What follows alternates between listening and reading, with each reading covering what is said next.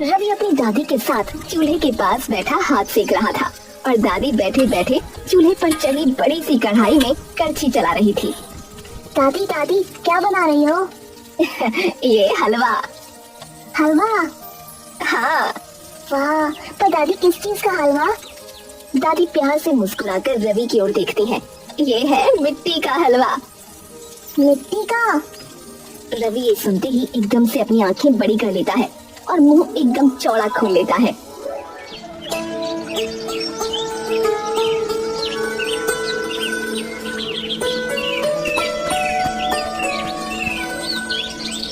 लो दादी, आ गए वापस। रवि मुस्कुराता हुआ गांव में आता है और पूरे रास्ते मुस्कुराता हुआ अपने बचपन की यादें दोहराता हुआ बस चलता जाता है। तभी रवि की नजर सामने खेलते हुए बच्चों पर जा पड़ती है। रवि उन बच्चों की ओर ऐसे देखता है जैसे मानो जिन बातों को वो भुला देना चाहता था वो बातें एक बार फिर से मुड़कर उसके सामने आ गई हों। रवि अपने दो दोस्तों के साथ नीम के पेड़ के नीचे खेल रहा होता है। ए गोलू, तेरी बारी है, अब तू जा। और हाँ, जब 10 की गिनती पूरी ना कर ले तब तक मत आइयो। मैं तो चला जाऊंगा, पर सोनू तू इसके साथ ही छुपियो, कभी ये भी अपनी दादी की तरह खुद से बात करने लग जाए अकेले में। क्या बोला मेरी दादी के बारे में? कॉलर छोड़ देना। मेरी दादी के बारे में क्या बोला? क्या गलत बोला? तेरी दादी है ही पागल, जब देखो अपने आप से बात करती रहती है। रवि गोलू को नीचे गिराकर उसके बाल नोचने लगता है। रवि एकदम स्थिर खड़ा होकर बस एकटक उस नीम के पेड़ की ओर देखता रहता है। तुम ही सही में अपनी दादी की तरह है, पागल, छोड़ मुझे। तेरी हिम्मत कैसे हुई मेरी दादी के बारे में बोलने की? देखते ही देखते रवि की आंखों से एक के बाद एक आंसू बहने लगते हैं।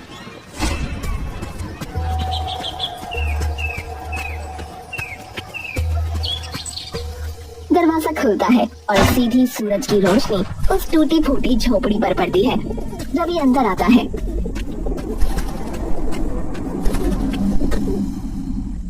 रवि उस झोपड़ी के चारों ओर नजरें घुमा कर देखने लगता है और एक गहरी सांस लेता है। धूल से भरी हुई है झोपड़ी, लेकिन खुशबू अभी भी यहाँ मिट्टी के हलवे की ही है। और उस चूल्हे की ओर देखता है। रवि उस चूल्हे को देखकर मुस्कुराने लगता है कि तभी एक आवाज आती है। हाँ भाई, आ ही गया। रवि चौंक कर पलटता है। कौन है बे तू? अरे तमीज से बात कर, वरना मैं लठ बहुत मारूं। ये सुनते ही रवि की आंखें एकदम बड़ी हो जाती हैं, मानो उसने अपनी आंखों के आगे कोई चमत्कार होता हुआ देख लिया हो।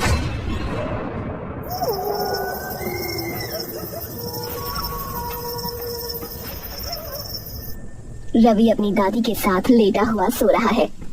दादी, दादू बहुत गुस्सा करते थे। गुस्सा करते तो थे, पर उस पे जो मुझे तंग करता था, पता है क्या कहते थे? क्या? मैं लठ बहुत भित मारूं। ये तो मेरे दादू कहा करते थे। तो पहचान ले कि कौन हो सकता हूँ मैं। रवि की आंखें एक बार फिर से नम हो जाती हैं। दादू? देवा मुस्कुराकर प्यार से रवि की ओर देखने लगता है। रवि कुछ देर तक यकीन नहीं कर पाता कि वो अपने दादा को देख पा रहा है। रवि दौड़ता हुआ देवा के पास जाता है, लेकिन जैसे ही वो उनके गले मिलने की कोशिश करता है, उसके हाथ देवा के आर पार हो जाते हैं। अरे मन तो मेरा भी है बेटा तुझे छाती से लगाने का, पर आत्मा हो क्या कर सकते हैं। एक मिनट, क्या आत्मा? अरे तो जिंदा थोड़े ही हूँ मैं, ये तो पता ही है तुझे कि मैं मर चुका हूँ। हाँ मतलब, पर ऐसा हो कैसे रहा है? देवा ध्यान से रवि के गले की ओर देखता है, जहाँ एक ताबीज लटका हुआ है। लग ही रहा था मुझे। क्या लग रहा था? तेरे गले का ताबीज। ताबीज? तो उसका क्या? बेटा जी, जो ताबीज तुमने पहना है ना, वो मेरा ही है। हाँ, पर इस ताबीज में ऐसा क्या है? हमारे गांव में एक पंडित जी हुआ करते थे, काफी ज्ञानी व्यक्ति थे। तो जब तेरी दादी और मेरी शादी पे हमारे घर वालों ने नाराजगी जताई, तो मैं उन पंडित जी के पास गया और अपनी समस्या बताई। तो उन्होंने ये ताबीज दिया और बोले कि इस ताबीज को हमेशा अपने साथ रखना, जब तक तुम दोनों के पास ये ताबीज रहेगा तब तक तुम्हें कोई अलग नहीं कर पाएगा। अच्छा, तो इसलिए मुझे तो यकीन नहीं हो रहा है कि मैं आपको देख पा रहा हूँ। रवि इधर उधर देखने लगता है और मुस्कुराने लगता है। यकीन नहीं होता कि 15 साल हो गए मुझे यहाँ आए। माँ बाप तो पैदा होते ही चले गए, सिर्फ दादी ही थी एक मेरे पास। रवि बोलते बोलते एकदम से चुप हो जाता है और बड़ी बड़ी आंखें खोलकर देवा को देखने लगता है। तो बच्चों, क्या हो गया? मतलब जवाब आपके पास है? हाँ, कौन सा जवाब? कि मिट्टी के हलवे का इन सब से क्या ताल्लुक है और दादी की आखिरी इच्छा क्या थी? हाँ, बहुत ही अच्छा, पर मुझे इन दोनों में से कुछ भी नहीं पता। क्या? पर दादी ने कहा था कि जब तू घर जाएगा तो तुझे धीरे धीरे सब पता लग जाएगा।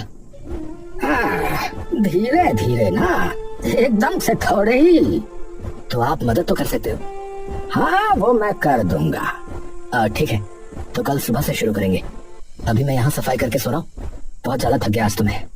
अरे जा, कैसा जवान बालक बनेगा तू है? अरे हाँ हाँ दादू, कल सुबह बात करते ना। अगली सुबह होते ही कड़कती ठंड में देवा उसे उठाने लगता है। ओ भाई ओ, अरे उठ जा भाई, कितनी देर तक सोएगा? क्या है? अरे उठ जा भाई, तेरी दादी की आखिरी इच्छा के बारे में पता नहीं करना है? पोते होने का फर्ज निभा भाई। अरे दादू यार, सोने दो ना यार। अरे बेटा जी उठ जा, वरना लठ बहुत मारो। हाँ, रवि मुंह बनाकर आंख मलते हुए उठता है। अरे आप दादी को भी यूं ही परेशान करते थे क्या? अरे वो मुझसे भी जल्दी उठ जाती थी भाई। एक तो ये गाँव, ऊपर से इतनी ज्यादा सर्दी कैसे होती है? अरे बेटा जी, ये तो खास बात है इस गाँव की। चला बोटे जा, थोड़ा घूम फिर ले। हाँ, क्या पता बाहर निकल के दादी की आखिरी इच्छा और उस मिट्टी के हलवे के बारे में कुछ पता लगी जाए। रवि उठकर तैयार हो जाता है। बेटा एक काम कर, एक रजाई और ओढ़ ले। अरे दादू, आप तो आत्मा हो, आपको थोड़ी ना ठंड लगेगी। लगेगी तो मुझे। हाँ हाँ ठीक है ठीक है। जैसे ही दरवाजा खोलता है उसे दिखता है सामने सिर्फ धुंध ही धुंध है। गांव का एक हिस्सा भी रवि को नहीं दिख पा रहा। अरे ये क्या है, इतनी धुंध? चल तो पड़ेंगे, पर ये भी तो बताओ कि हम जा कहाँ रहे हैं। उससे पहले ये बता कि तेरी दादी ने बोला क्या था? पता नहीं, बस ये बोला कि मिट्टी का हलवा जरूर बनाना और मुझे किसी समंदर नदी वगैरह में मत बहाना। तो बनाओ बेटा जी मिट्टी का हलवा। अरे मुझे नहीं पता कैसे बनता है, बताओ ना, आपको तो सबसे ज्यादा बना के खिलाया उन्होंने। अरे मुझे तो बस यही बोला करती थी कि सोचो सोचो, जो चीज इस हलवे को खास बनाती है वो आप ही की है। तो मतलब जवाब आपके पास है? अरे मुझे खुद नहीं पता, तेरी दादी ने कभी सीधा जवाब दिया है मुझे? हमेशा यही कहती थी कि दिमाग लगाओ, और अब भी यही कर दिया उसने। बोलो, आप एक काम करो, आपकी पसंदीदा चीज बताओ इस गाँव में क्या क्या थी, बोलो, शायद जवाब वही मिले। रवि और देवा एक साथ मिट्टी भरे रास्ते पर चल रहे हैं। ठंड इतनी है कि सांस भी धुएं की तरह दिख रही है। गांव की सर्दी की बात ही कुछ और है बेटा। अभी आगे एक नीम का पेड़ आएगा। बचपन में मैं और मेरे दोस्त वहीं लकड़ी जलाकर हाथ सेकते थे। भाई वाह, क्या ही दिन थे वो भी। तो जवाब यहाँ हो सकता है क्या, इस पेड़ के पास? देख लेना, आने ही वाला है। कितनी धुंध पड़ी हुई है, कहीं गिर ना जाऊं सीधा पेड़ से। रवि बस इतना कहता ही है कि वो सचमुच नीम के पेड़ से टकरा जाता है। अरे यार, मेरी नाक। देवा हंसने लगता है। अरे दादू, इतनी जोर की लगी है और आप हंस रहे हो यार। अरे हाँ, पता नहीं क्या लग गई तुझे तो। अरे दादू, कहीं दादी नीम तो नहीं डालती थी? अरे मीठा होता था, नीम कब से मीठा होने लगा? दादू, आपको जिन पंडित ने ये ताबीज दिया था वो कहाँ मिलेंगे बताओ?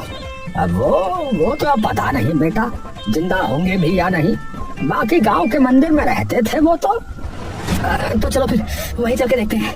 हाँ हाँ चलो चलो।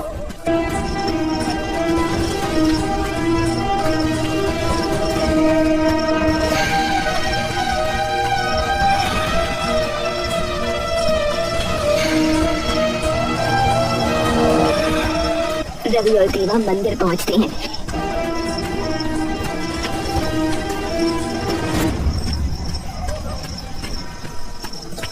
जहाँ एक पंडित बैठा हुआ होता है। पंडित जी प्रणाम। प्रणाम बेटा। पंडित जी, इस मंदिर में एक पंडित हुआ करते थे कभी। रवि बगल में खड़े अपने दादू की ओर देखता है। अरे नाम क्या था दादू? पंडित उसको खाली जगह से बात करता देख हैरान हो जाता है। अरे हाँ, मुरारी लाल। अच्छा। रवि अपनी गर्दन फिर से पंडित की ओर करता है।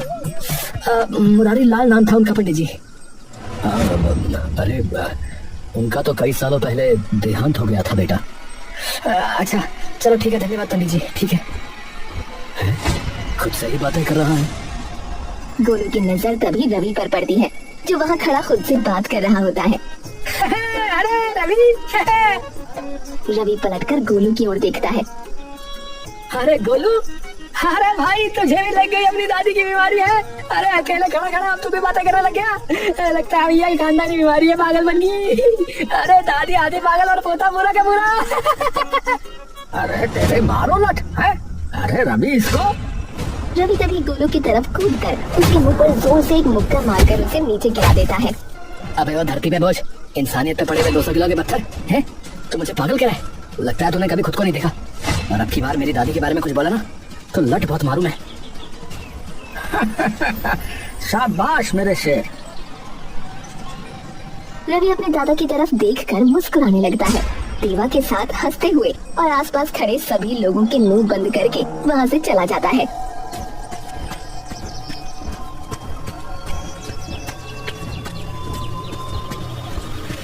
जैसे जैसे दिन चढ़ रहा होता है, धुंध भी वैसे वैसे गांव से छटने लगती है और सूरज की किरणें साफ दिखाई पड़ने लगती हैं। अब थोड़ी धूप दिखाई। कोई और जगह है क्या? हाँ, अब तो एक ही जगह है। कौन सी? तेरी दादी और मेरा खेत। रवि आंखें बड़ी कर मुस्कुराने लगता है। रवि और देवा एक पुराने रास्ते से गुजरते हुए खेतों तक पहुंचते हैं। हवा में ठंडी सी महक है, मिट्टी गीली है और कहीं दूर से हल्की शकरकंद के पत्तों की खुशबू आ रही है।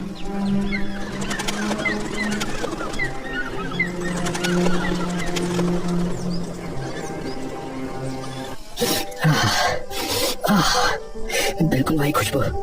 हाँ बिल्कुल वही खुशबू जो हलवे से आती थी। अच्छा जी। देवा आसमान की ओर देखता है। तो ये डाला जाता था हलवे में है, शकरकंदी। हाँ, पर वो उसे मिट्टी का हलवा क्यों कहते थे फिर? देवा हंसने लगता है। क्या हुआ दादू? यही जमीन मेरी सांस जो बन जाती थी बेटा। दिन भर यही हल चलाता था और दोपहर को हम दोनों यही रोटी खाते थे। वो मुझे अपने हाथों से हलवा खिलाती और मैं उसे अपने हाथों से रोटी। ये जगह सुकून थी हम दोनों का, इसीलिए कहती थी मिट्टी का हलवा। दादी एकदम बूढ़ी सी अपने बिस्तर पर लेटी हुई हैं और रवि उनका हाथ पकड़कर रो रहा है। बेटा सुन मेरी आखिरी इच्छा, मुझे किसी नदी या तालाब में मत बहाना, मुझे वहाँ बिखेरना जहाँ मुझे सुकून मिले। रवि की आंखों से आंसू गिरने लगते हैं। यही है वो जगह जहाँ मुझे उनकी अस्थियां बहानी है। उनकी आखिरी इच्छा आप हो दादू। वो चाहती थी कि वो मरने के बाद भी आपके साथ रहे। देवा मुस्कुराकर नीचे देखने लगता है और उसकी पलकों से भी कुछ आंसू यादों के मोती बनकर बह जाते हैं। तुमने देख क्या लिया ऐसा मुझ जैसे बेवकूफ में? इतना प्यार कर लिया कि मरने पर भी मेरा ही ख्याल। अरे बावली है रे तू मेरी सरोज कुमारी। अगली सुबह होते ही रवि अपने बैग से अस्थियों का लोटा निकालता है और सारी अस्थियां उस खेत की मिट्टी पर बिखेर देता है। दादू अब आपकी मुक्त होने की बारी है। उस पंडित ने कहा था ना कि ये ताबीज हमेशा हम दोनों को साथ रखेगा। रवि वो ताबीज उतारता है और उस खेत की मिट्टी में दबा देता है। देखते ही देखते देवा की आत्मा एक सुनहरी रोशनी में बदलकर साफ आसमान में विलीन हो जाती है, मानो सरोज और देवा का घर अब उसी खुले आसमान में हो।